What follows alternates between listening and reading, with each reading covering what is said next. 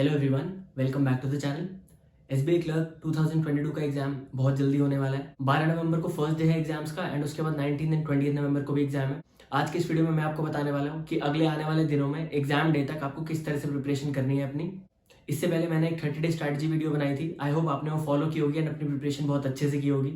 अब आपका एग्जाम चाहे 12 नवंबर को हो या 19-20 नवंबर को हो, कोई फर्क नहीं पड़ता। अभी जितने भी दिन बचे हैं आपको एग्जैक्ट स्ट्रैटेजी फॉलो करनी है जो मैं आपको बताने वाला हूँ एंड इसको आपको पूरे एग्जाम डे तक फॉलो करना है। अगर आप चैनल पर नए हो और अब तक आपने चैनल सब्सक्राइब नहीं किया तो चैनल को सब्सक्राइब जरूर करें एंड नोटिफिकेशंस भी ऑन कर लें। चलिए शुरू करते हैं। अब से लेके एग्जाम डे तक आपको एटलीस्ट हर रोज 2 मॉक्स करने हैं। दोनों फुल लेंथ मॉक होने चाहिए एंड जब एक मॉक करोगे उसको एनालाइज करना उसके बाद एंड उसके बाद दूसरा मॉक करना। अब मॉक्स तो आप कर लोगे, लेकिन बहुत सारे लोग ऐसे होते हैं जो मॉक करते हैं उसके बाद उसको एनालाइज नहीं करते। और एनालाइज करने का मतलब भी ये है कि जो आपने मॉक में गलतियां करी, जो चीजें आप इंप्रूव कर सकते हो, आपको उन चीजों को नेक्स्ट मॉक में इंप्रूव करना है। लेकिन मोस्टली एस्पिरेंट्स क्या करते हैं, मॉक करते हैं, उसका एनालिसिस के नाम पे सिर्फ उसको देख लेते हैं क्या क्या क्वेश्चन गलत हुए और क्या क्या क्वेश्चन आपने छोड़ दिए। उसको ठीक से आप करके नहीं देखते जिस तरह से एनालिसिस होना चाहिए। तो इसीलिए अभी बहुत ज्यादा इंपॉर्टेंट है कि आप मॉक एनालाइज करो अपना। जितने भी मॉक्स आप करोगे अब से लेकर एग्जाम डे तक आपको सारे मॉक्स एनालाइज करने हैं। एक मॉक करना है, उसको एनालाइज, फिर दूसरा, फिर उसको एनालाइज। इस तरह से आपको हर रोज एटलीस्ट 2 मॉक करने हैं। अब अगर आपने मेरी पिछली स्ट्रैटेजी वीडियो फॉलो की थी तो मैंने आपको पहले भी मॉक्स करने को बोले थे, तो आपको अब तक पता लग गया होगा कि आप कौन सी चीज में लैग कर रहे हो।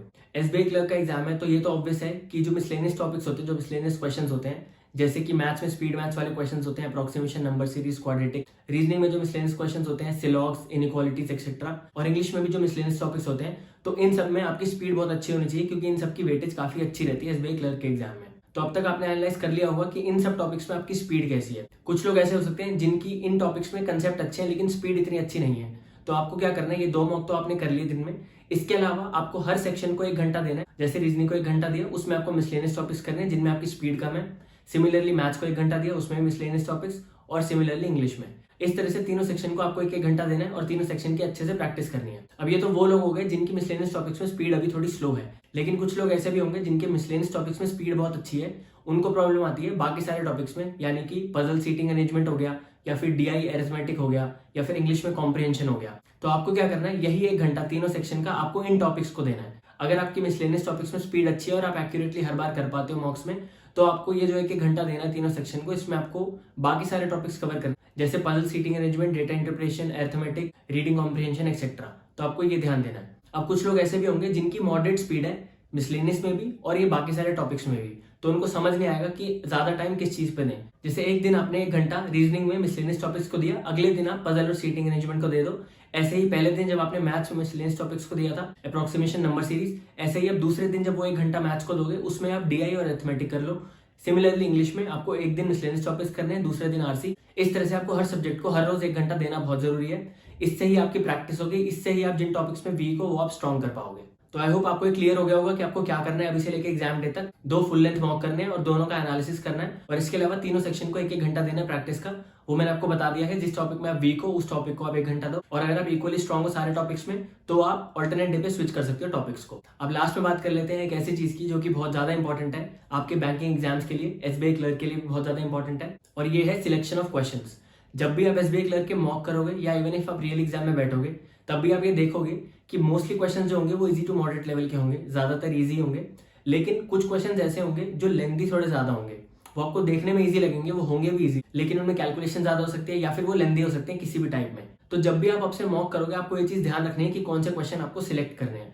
जो क्वेश्चन लेंथी है वो एग्जामिनर इसीलिए देता है ताकि आपको उनमें टाइम वेस्ट हो। अगर आप एक लेंथी क्वेश्चन कर रहे हो उसमें आपको 2 मिनट लग गए, इंस्टेड ऑफ दैट आप इजी क्वेश्चन करते जिसमें आप 2 मिनट में 3 क्वेश्चन कर पाते, तो वहां पे आपका 2 मार्क्स का डिफरेंस आ जाएगा। और वो जो एक क्वेश्चन दिया जाता है लेंथी वाला, वो इसीलिए दिया जाता है ताकि आपका टाइम वेस्ट हो। एग्जामिनर भी ये देखना चाहता है कि आप क्वेश्चन सिलेक्शन किस तरह से करते हो, क्या आप उस एग्जाम प्रेशर से डील करके अच्छे क्वेश्चन, इजी क्वेश्चन सिलेक्ट करके उनको कर पाते हो या नहीं कर पाते।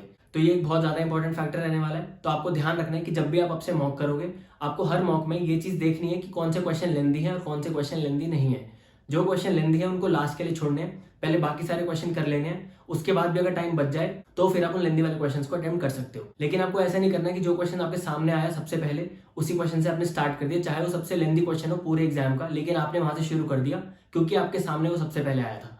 तो ये चीज आपको बिल्कुल भी नहीं करनी। क्वेश्चन सिलेक्शन पे ध्यान देना है। एंड जब आप क्वेश्चन सिलेक्शन पे ध्यान दोगे तब भी आप देख पाओगे कि 100 में से अराउंड 90 क्वेश्चन ऐसे होंगे जो कि इजी टू मॉडरेट लेवल के भी होंगे और ज्यादा लेंथी भी नहीं होंगे। तो इतने क्वेश्चन डुएबल होते हैं। एग्जाम का लेवल थोड़ा ऊपर नीचे हो सकता है, लेकिन जो भी एग्जाम का लेवल आएगा वो सबके लिए सेम रहेगा। तो आपको सिर्फ ध्यान देना है क्वेश्चन सिलेक्शन पे, क्योंकि अगर आप टफ क्वेश्चन सिलेक्ट कर लोगे तो आपके लिए ऑटोमेटिकली एग्जाम टफ हो जाएगा, आप कम क्वेश्चन अटेम्प्ट कर पाओगे। और अगर आपने इजी क्वेश्चन सिलेक्ट किए, जो क्वेश्चन कम लेंथी है वो सिलेक्ट किए, तो आप ज्यादा क्वेश्चन अटेम्प्ट कर पाओगे। और इस चीज के लिए आपको एग्जाम की वेट नहीं करनी। अब से आप जब भी मॉक करोगे तब आपको मॉक में भी ये चीज ध्यान रखनी है और इस चीज को अप्लाई करना है। अगर आप अभी अप्लाई नहीं करोगे तो आप एग्जाम में भी अप्लाई नहीं कर पाओगे, इसलिए अभी इसको अप्लाई करना, इसकी आदत बनाना, ताकि एग्जाम डे तक आपको देखना आ जाए कि कौन से क्वेश्चन लेंथी है और आप उनको छोड़ पाओ और इजी क्वेश्चन पहले अटेम्प्ट कर पाओ। तो इस तरह से आपको पूरी प्रिपरेशन करनी है अब से लेके एग्जाम डे तक एसबीआई क्लर्क प्रीलिम्स के लिए। चाहे आप ये वीडियो अभी देखो, चाहे आप 2 दिन बाद देखो, चाहे 4 दिन बाद देखो, जब भी आप ये वीडियो देखो आपको इस तरह से स्ट्रैटेजी फॉलो करनी है और इस चीज को एक्जैक्टली फॉलो करके आप अपने रियल एग्जाम में अपने स्कोर की इंप्रूवमेंट देख पाओगे। आई होप आपको वीडियो अच्छी लगी होगी। जाते जाते वीडियो को लाइक करें, शेयर करें और अगर चैनल को अब तक सब्सक्राइब नहीं किया तो चैनल सब्सक्राइब जरूर करें। Thank you so much.